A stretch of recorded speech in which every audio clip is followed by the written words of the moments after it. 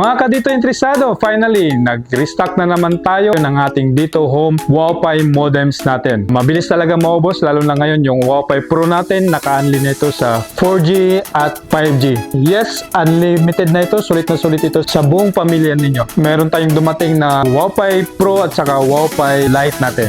Kung basic internet user ka naman, tamang-tama ito sa iyo kung ikaw lang mag-isa or dalawa kayo, pang Facebook, pang online class, online work, or pang browsing ninyo, ito sulit na talaga kasi may kasamang 70GB starter data. So may free na siya kaagad pag binili niyo itong unit na ito. Sa lagang 980 lang, meron ka ng 50 Mbps speed na magagamit ninyo at very affordable talaga yung price natin, yung modem na Wi-Fi Lite natin at yung mga promo load niya. Pero kung mas heavy user ka naman, lalo na pag sa buong pamilya ninyo, meron 4 or 6 or 10 sa pamilya ninyo, mas magandang kunin natin itong Wi-Fi Pro natin kasi sulit na ito, unlimited data na ito. Kaya kung nasa 5G area ka, gamit na gamit mo ito pang online gaming, manood ka ng Netflix, video calls, or maraming sabay-sabay na gumagamit ng inyong Wi-Fi Pro nyo. Kaya pag binili nyo ito, sa lagang